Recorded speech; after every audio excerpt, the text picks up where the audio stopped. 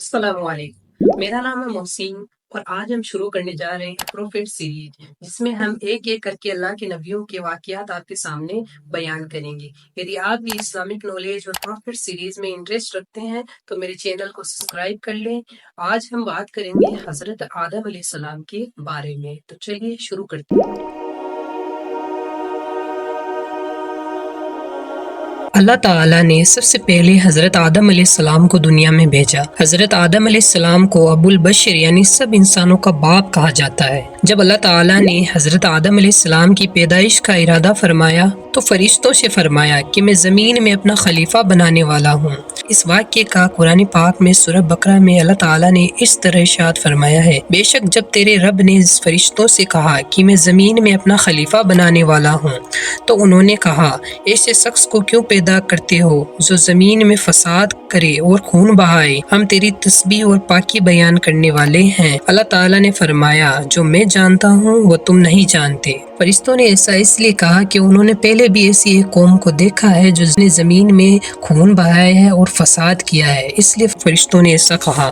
اس کا ذکر ہم آگے واقعے میں کریں گے۔ حضرت آدم علیہ السلام سے پہلے زمین پر جنات رہتے تھے اور ابلیس کی بادشاہت تھی، لہٰذا آپ کے بارے میں کچھ بتانے سے پہلے شیطان ابلیس کا ذکر کرنا ضروری ہے، کیونکہ اس واقعے کا شیطان سے گہرا تعلق ہے۔ شیطان ابلیس کون تھا؟ ابلیس فرشتوں کا سردار تھا اور جنت کے باغوں کی دیکھ بھال کرتا تھا۔ اس کو دنیا اور آسمان دونوں کی بادشاہت اللہ تعالیٰ نے دی تھی۔ ابن زہریہ رحمۃ اللہ علیہ سے روایت ہے، ابن عباس رضی اللہ تعالیٰ عنہ کے قول کے حوالے سے، فرشتوں کا ایک قبیلہ جنات سے تعلق رکھتا تھا، ابلیس انہی میں سے تھا۔ اس قبیلے کے فرشتوں کو آگ کی گرم لو سے پیدا کیا گیا تھا۔ اس قبیلے کے علاوہ باقی سب فرشتوں کو اللہ تعالیٰ نے نور سے پیدا فرمایا تھا۔ ابلیس کا نام حارث اور دوسری روایات میں عزازیل بھی آیا ہے، یہ جنت کے پہرے داروں میں سے تھا۔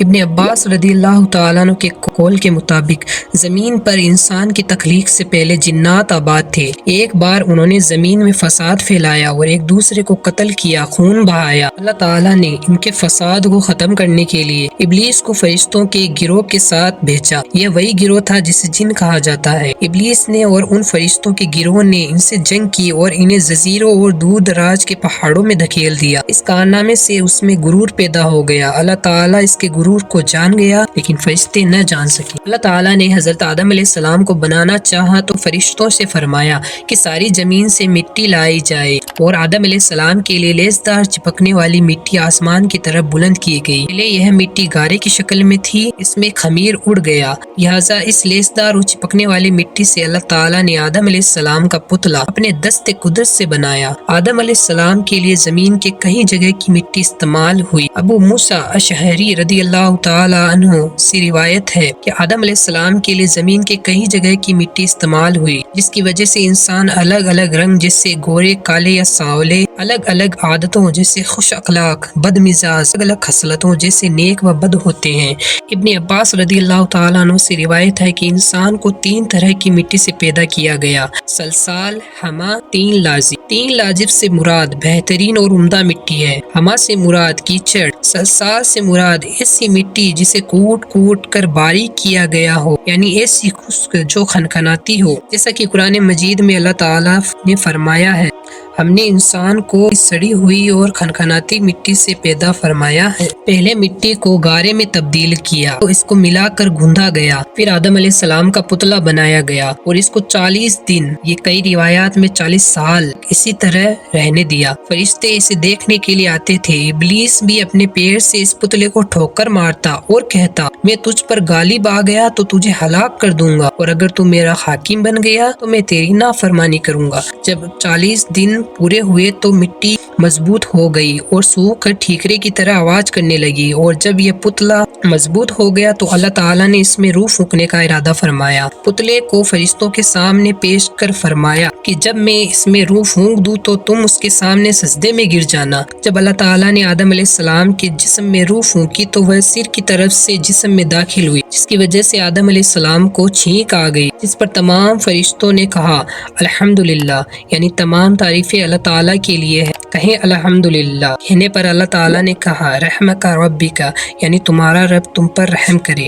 जब रूह आंखों में दाखिल हुई तो आदम अलैहिस्सलाम ने जन्नत के फल और मेवों को देखा। पेट में पहुंची तो खाने की ख्वाहिश पैदा हुई और आदम अलैहिस्सलाम पैरों में रूह पहुंचने से पहले ही फलों और मेवों की तरफ कूद पड़े। कुरान पाक में इसी जल्दबाजी की तरफ फरमाते हुए अल्लाह ताला ने फरमाया है कि बेशक इंसान जल्दबाज है। फिर अल्लाह ताला ने आदम अलैहिस्सलाम को इल्म अता किया और तमाम चीजों के नाम सिखाए। कुरान पाक में है कि और अल्लाह ताला ने आदम अलैहिस्सलाम को तमाम नाम सिखाए, तमाम छोटी और बड़ी चीज़ों के नाम, जाति व सिफाती दोनों तरह के नाम सिखाए। जब अल्लाह ताला ने आदम अलैहिस्सलाम को पैदा फरमाया तो फरिश्तों को हुक्म दिया कि आदम को सजदा करो। सब ने हुक्म की तामील की, लेकिन इब्लीस ने इनकार किया और अल्लाह ताला की नाफरमानी की। अल्लाह ताला तमाम भेद जानता है। इब्लीस से सवाल किया, तुझे किस चीज ने आदम को सजदा करने से रोका? उसने जवाब दिया, मैं आदम से बेहतर हूँ। तूने मुझे आग से और आदम अलैहिस्सलाम को मिट्टी से पैदा किया। शैतान का जवाब तकब्बुर और जहालत वाला था। अल्लाह ताला ने इब्लीस को अपनी रहमत से निकाल दिया, उसकी शक्ल बिगाड़ कर लानत का तोग उसकी गर्दन में डाल दिया। शैतान ने तौबा व इस्तिग़फ़ार करने के बजाय अल्लाह ताला से खुली बगावत कर दी और क़यामत तक के लिए आदम अलैहिस्सलाम की नस्लों को बहकाने के लिए मोहलत मांगी। इसको कुरान में इस तरह बयान किया गया है, और याद करो जब हमने फरिश्तों को हुक्म दिया कि आदम को सजदा करो तो सब ने सजदा किया, लेकिन इब्लीस मुनकिर हुआ,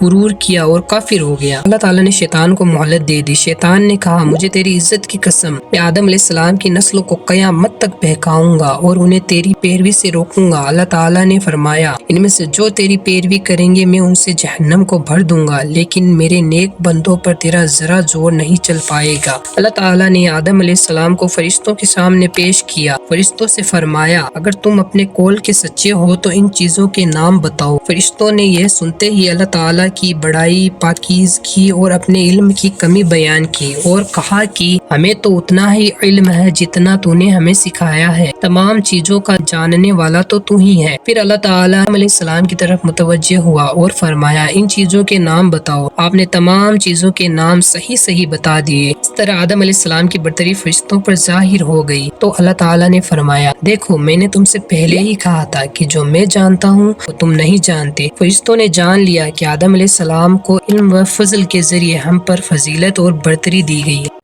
ये वाकया आपको कैसा लगा कमेंट में जरूर बताइए, और ऐसे ही और वाकया सुनने के लिए मेरे चैनल को सब्सक्राइब कर लें और बेल आइकन को दबाना ना भूलें, ताकि हर नई वीडियो का नोटिफिकेशन आपके पास आ जाए। अस्सलाम वालेकुम।